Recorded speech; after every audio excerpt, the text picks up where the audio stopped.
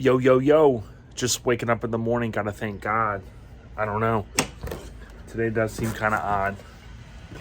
Barking from the dog, no smog. There's definitely no smog. Where I left off in part 2 of this video was, I think I had kind of wrapped up that day. The video, I'm trying to keep them a little shorter. I think they were 10 minutes a piece. Part 1 was like the preliminary. Part 2 was, Fred was here. That was back on, I think it was 4/16.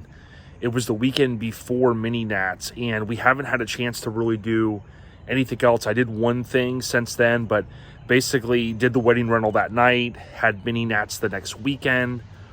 The weekend after that, I think I had the wedding rental in Clearwater, which was May 7th.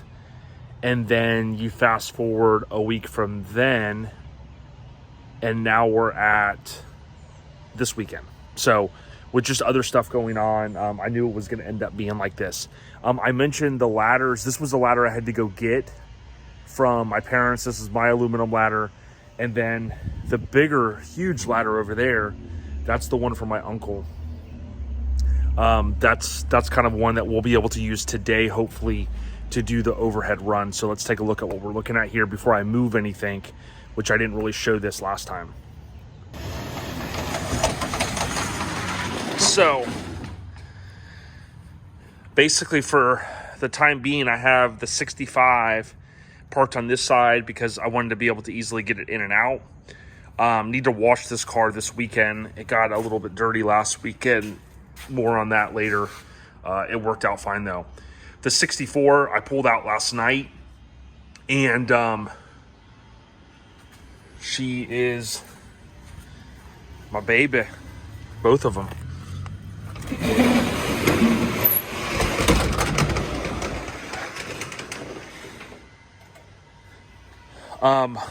So yeah, what I'm going to do is I'm going to pull the cars out here in just a minute like I did the other day, and took this one for a ride last night just to get a couple miles on it, since it's been sitting, but it's all good. Forget if I had showed before I hung up my hubcaps, kind of changed the stuff up a little bit. The only thing I really got accomplished since Fred was here, I think at the end of the other video I had showed where we did our runs across there. And that's going to be, actually, I had mistaken, there's going to be a floodlight on each end. And we ran those there, and then I ran one coming down. That's going to go all the way over to the door in the back, and that's where the switch is going to be for the floodlights. You can see there, we had put this here the other day. So it's pretty simple now that I kind of understand a little bit of it. And I think where we decided, I always assumed like floodlights would go there, like, like the way they're on a house or mounted on that soffit type piece. But I think we decided we're going to mount them. I think the way they have floodlights now, they can mount sideways and you can twist the little lights wherever way you want. But it'll be kind of cool because I'll have lights here. And then I could do another Ring security camera. And like I said before, I'll be able to have an outlet out here that if I ever do what I want to, where this is concreted all in or asphalted or whatever the situation is. Hell, even if it had shells out here, it'd be awesome. And then this was covered with an awning maybe that comes out. Then, I could detail cars out here or do things, without the heat, the sun hitting me. And then I could plug in what I need to right there. But, that's down the road, one thing at a time. So this is what we're looking at today. I do believe, and I just want to document this. Here's all of our extra stuff so far. Not a lot has changed here, obviously. Still the same deal. What I wanted to document was, I believe what we're going to try to do today is maybe mount this piece of wood here. And that's going to help us, as I had said before, put the clamps so that we can angle the wires into the the main panel. I also know that we have to run the overheads that are going to kind of come, and I believe we're going to have to run it and kind of attach it to here, so wherever the lights are going to be, and then we have to have the one that's going to go over for the lift. So we've talked about a couple things on, and maybe just putting one light on this side for now, because what the thought process is, I've always wanted to do this. Tony's told me to do it. Others have too. I'd love to have a loft little section for more space on this side. So think, I don't know, around here, 2x4s, or 4x4s, sorry, 4x4s going up, and then basically a floor that would go over to here, and then above it would be all storage.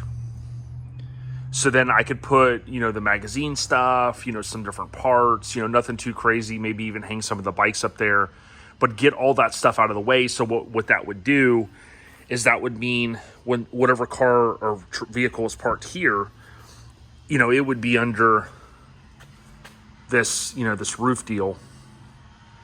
But that's an idea. So what that would mean is there would be eventually a light, one big, one LED light up there that would illuminate all that area, or, you could have one on each end, whatever, but that's kind of the thought there. So we might for now put one light up here. And then we know originally we were going to have 4, kind of where this one's at. We were going to have like one there, and then the same on the other side. So we'll have to see. But I think today, because we knocked out so much before, it's definitely manageable. It's manageable. And that's the cool thing about doing a project like this. Like you can plan out a little bit at a time. You can have a friend, like I'm having, great family friend.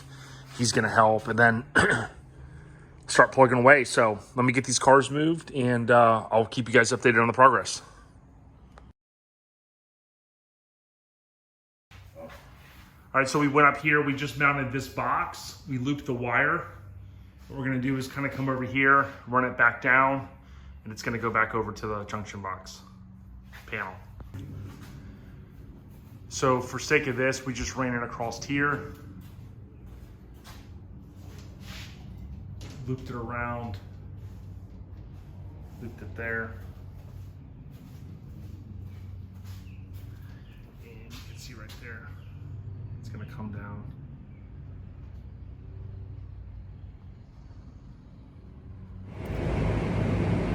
All right, so update.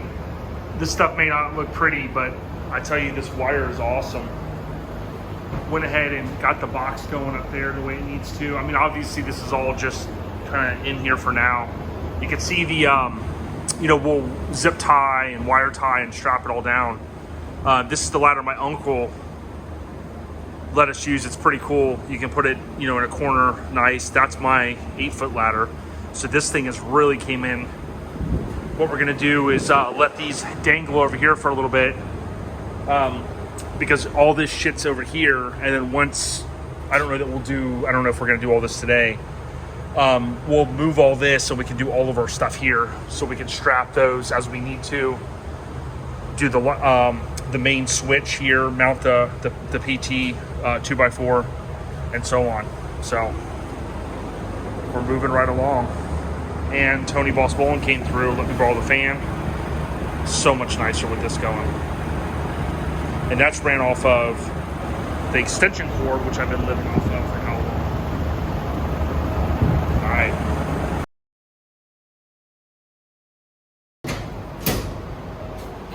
So here we've used the cutter.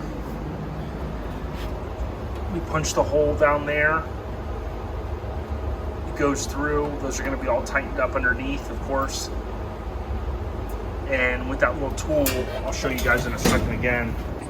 Basically, it cuts that MX cable, I think is what it's referred to as. MC, yeah. Motorcycle Club. Yeah, watch it, I'll show you. Oh, yeah. Biggity boom. Yeah, and I will say I just cut these two. You basically make a mark. I'm not as good as Jimmy's Running Customs doing the hard lines. I can't do those. But with this, we made a mark. And this tool cuts it really simple. The only thing that I found with this is if this gets a little loose, then when you're spinning this and you have it against the wire, so like let's say you put the wire in here, you squeeze this down and you spin that. A second ago the blade wasn't spinning and I was wondering why, and all it was is the 10mm just had to tighten that down so that it's tight. You don't cut that and then all you have to do is spin it, I think counterclockwise, and boom, it just like literally the way it's manufactured, it just comes apart. Pretty good. Keep it on, keep it on. As Fred finishes this up, kind of see where we're basically bringing all the wires in there, and we'll have those straps, clamps, everything's relabeled on the inside. What I did is I took the tools. Again, this thing is pretty awesome. You use the marker. Maybe I'll do a quick demo with it at some point in the video. But right about in the middle where that blade, you can kind of see, like if you want it cut, I've been marking it, but right in the middle of that blade is about where it puts that mark, and when you twist that wire, it just comes right apart. And it doesn't nick the wire, that's the key. I did these. And then you gotta take a razor blade and kind of cut the plastic off, which I didn't do it, I don't think, on that last one yet. This is allowing for us to then put the pieces that go underneath, in. I did this one and then the separate circuit for the fridge. I've got, I think, we do have a couple more left, which we're not going to mess with this corner again today, because all that can be moved, or that section, I should say. And then over here, where the compressor is going to go, eventually I've got to cut those back. But again, that's kind of for another day. It's looking good for the project. It's just dismay in here right now. Here's the fan. Keep it on. Yo, it's ODB. We've wrapped today up. We were going to work till about 1, and it's getting to that time. Got to go do some other things, and Fred did a lot today. I mentioned that board earlier. Everything's nice and tight. You can see all the straps, clamps, whatever you want to call them. Everything's good. Kind of threw things back into storage as far as the ladder and things. We'll tackle the lights the next time. We got those wires ran. Those will eventually be nice and zip tied together. We'll do all that. And as I said earlier, these are all set. We went through, we got this one, the one done there, that's there for now.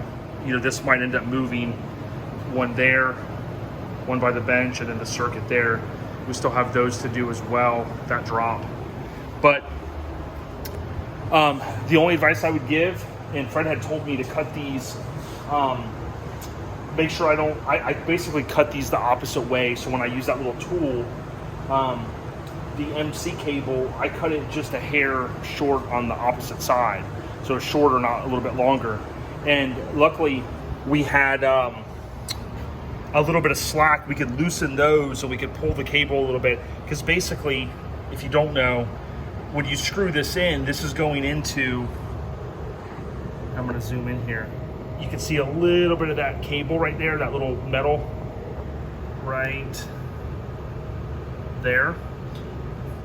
That's being pulled up to like right around here, so that when this screws in, it's basically biting up against this and it's keeping it tight. So that's about it. So I don't know what part 2 we're on. This is part We had the pre, we had part 1, this is part 2. Part 3, maybe part 3.5 will wrap it up. Very nice. Gotcha.